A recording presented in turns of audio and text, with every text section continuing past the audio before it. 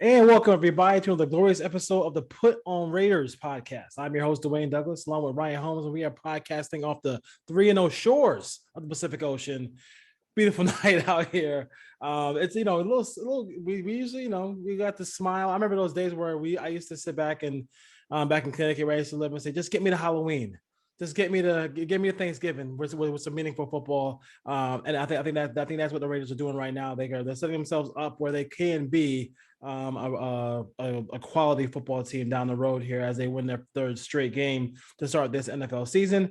RTPOW podcast is my Twitter handle, and then RHOLM22 is Ryan's, and is right below our little squares, so you can see that when and on YouTube. And I want to thank everybody for joining us on YouTube, on the or where all the podcasts are available. We really appreciate that.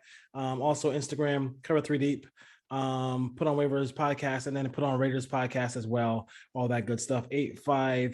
858-299-5592 is a text line. We got a lot of questions up that text line, so I'm trying to get to those as well.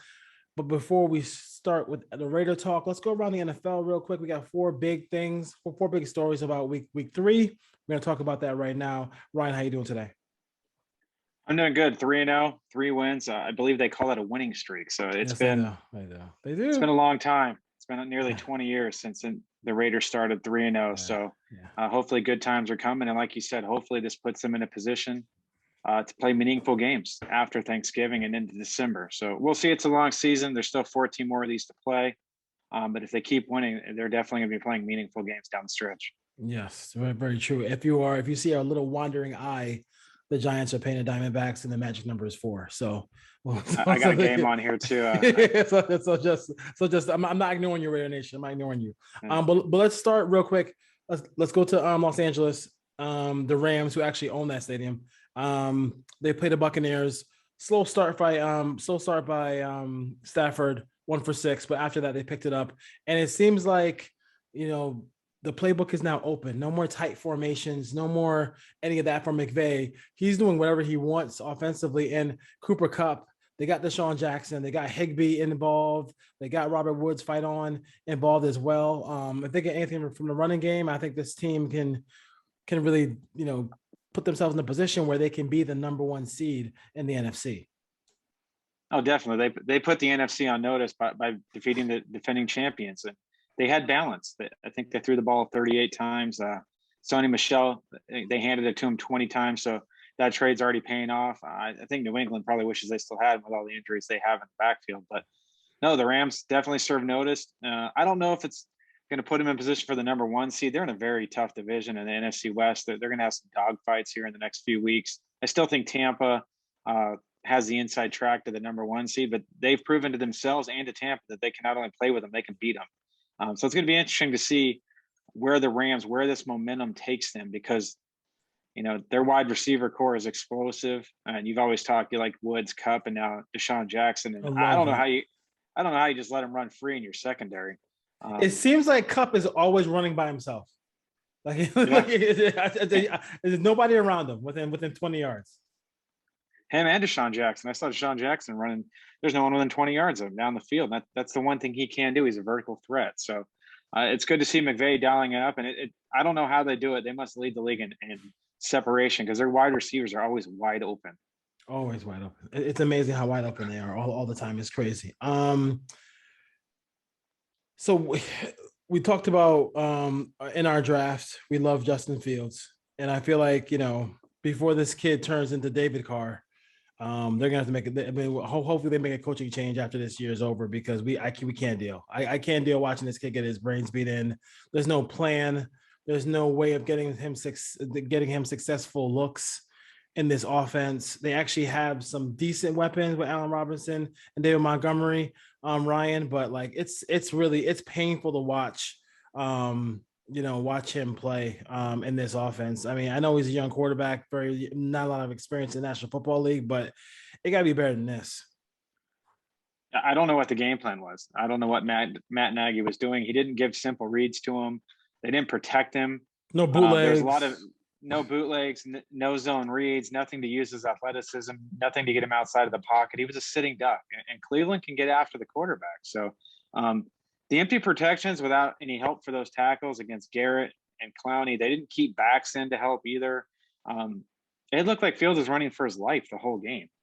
And they ended up sacking him, 9 times? And Myles Garrett alone got 4.5. Like, how do you not have a plan to at least try to stop him down? Because he had a free run to the quarterback several times based on some of those defensive formations. And then, it's really hard to judge Justin Fields based on what we saw. Yeah. And if that happens again, Matt Nagy's not going to make it through the end of the season. But it sounds like if Andy Dalton can play at all, they're going to go back to Andy Dalton this week or next week against the Raiders. So we'll see what happens. Or I'm even hearing that they might even roll with our boy Nick Foles. So which is going to be, listen, I mean, that's one hit wonder. His album didn't go platinum. It just one single went platinum, but that's all it took, right? Yeah, he got a statue after that, and that's crazy. Let's go to Green Bay, San Francisco. All right, so I want to go to this game because I like to listen to, some franchises. I want to hear what their podcasters and some of their people say about their team when they lose. And I'm sorry, I watched that entire game and I watched it back, and I didn't get through the whole all 22, but I got through half of it. And I'm not sitting there saying that Jimmy G is the best quarterback in the world.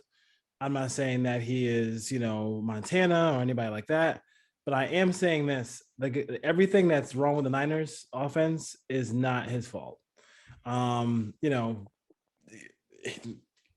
went out there and got a bunch of running backs who couldn't stay healthy. That's on Lynch and him. He had a chance for this to be Tom Brady. Tom Brady's not there right now. If you really wanted Kirk Cousins, stick to your guns and go get Kirk Cousins. Don't settle for Jimmy G. Do your due diligence on Mahomes. Do your due diligence on Watson. So this is his baby. And again, the 3rd and 15 in the Super Bowl, that was the determining factor in that Super Bowl, not the missed pass to Emmanuel Sanders, in my opinion. So as far as that goes, the Niners, everything is not there, not Jimmy G's fault. And when he left the field, he left the defense with 37 seconds. Execute. I mean, it's just that. I mean, I don't know. I mean, I know he's an all-time great, but execute.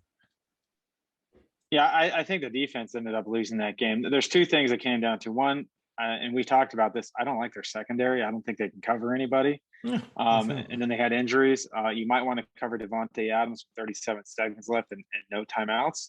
Just put 2 people on him. To me, the biggest issue that came down to is on that last drive, and give Jimmy G credit, he took him down the field. They scored a touchdown. He got in the lead. They hiked the ball with 12 or 13 seconds left on the play clock twice there with around under a minute left, where they could have run off another 20 seconds had they run it down to 4 or 5 seconds. I don't understand how these NFL teams don't have people in the box, and talking to the coach, hey, hike the ball at 3, don't hike it at 12. Time wasn't an issue for San Francisco there. I know people are saying you can't score too early, but you don't have to hike the ball at 12. You can hike it at 3 or 4. Yeah, that could have made all the difference in the world right there. And didn't they kick when they kicked the ball off? Did they kick it in the end zone? I believe they did. So if they would have squib kicked it or something, they probably could have run another 5 or 6 seconds off. And also and I was surprised that Jim Harbaugh, Harbaugh did it. It's John Harbaugh, right, for the Ravens. I was surprised he did the same thing to Derek Carr at the end of that game too. Was squib kick it, give every second counted. The Raiders in that situation, and the Green Bay Packers, where Aaron Rodgers needed every second of that remaining time with no timeouts to get in the field goal range, and they both end up winning that game. So I think that's kind of a weird situation as far as that goes. A little bit of time left before we hit Raiders. Let's roll over to Kansas City and the Los Angeles Chargers of San Diego, North County, California. I'm not gonna say that the win is overrated, because anytime you beat Mahomes, I'm not gonna sit there and say that the win is overrated. I will say this about it: they had 3 turnovers and they were up 6. They you know, don't have the ability to run the football, and Clyde's Alaire, was able to run the football easily, and Andy Reid doesn't even like running the football, so they were able to move it and run it all day. Somebody needs to call out, I'm gonna call it out right here, like, Mahomes needs to not do the no look pass anymore. It's all for Sports Center. It makes no sense. Set your feet. That first pick he threw, the tight end is wide open. Set your feet. Set your feet. Don't throw a no look pass. Behind him. Throw it accurately right to him. You're not throwing it to Kelsey. You're not throwing it to Tyreek Hill. You're throwing it to a backup player. Like in this game with Derek, kind of lobbed a little pass to Peyton Barber, just to hey, I don't know, I'm not sure about his catching ability, so let me just make sure I give him something he could easily handle. You know what I mean? So to me, all this no look stuff, all that's for Sports Center. Just start playing, just be quarterback. And the schoolyard stuff I thought was gone, because he said that the schoolyard stuff is what got him in trouble in the Super Bowl, and now it seems like he's still doing it. And I think listen, they're a punt away. They're a punt away in the Browns game to actually being 0-3 right now. No, I agree with you. I'm not going to say the shine's come off, but at some point he's got to stop relying on, like you said, that backyard school ground type of thing, and set his feet and make a throw. The guy was wide open. It hit him in the hands, but it was behind him. There was no reason for that throw to be behind him. I know there was no defender to look off. I don't even know why he attempted the no look pass there. And he had a high number last year of potential interceptions that were dropped. I don't know the number off the top of my head, but he was towards the top of the league and dropped interceptions. Yes. And teams are making those catches now. And more importantly, Tyreek Hill put the ball on the ground in the red zone. Clyde Edwards-Helaire put it on the ground again. They moved the ball up and down the field on the Chargers. They just turned it over when they got over midfield. And I think in the last two games, they have 5 turnovers in the opponent's territory. They do not have the defense to be able to get away with that, because, again, they don't rush the passer as well as they did last year. They have some injuries up front. And their secondary, other than Tyrann Mathieu, there's a lot to be desired out there on the corner and one of the safeties. So that defense isn't that great, and they're going to have to score 30 points a week, and they have the firepower to do that. But they can't turn the ball over, because that's going to put them in trouble. And even having said that, this is a game that they probably still should have won despite those 3 turnovers. They did. I mean, they had the ball. The pass interference on 4th and 9. And yes, if they make a stop on the 4th and 9, they win the game. They probably go down and kick a field goal. So a lot of things went right for the Chargers there at the end, and good for them. They went into Arrowhead and got a win, and you don't apologize for wins in the National Football. You do not. And I wanted that segment to last exactly 10 minutes, and it did. Amazing. We knocked that out real quick. All right.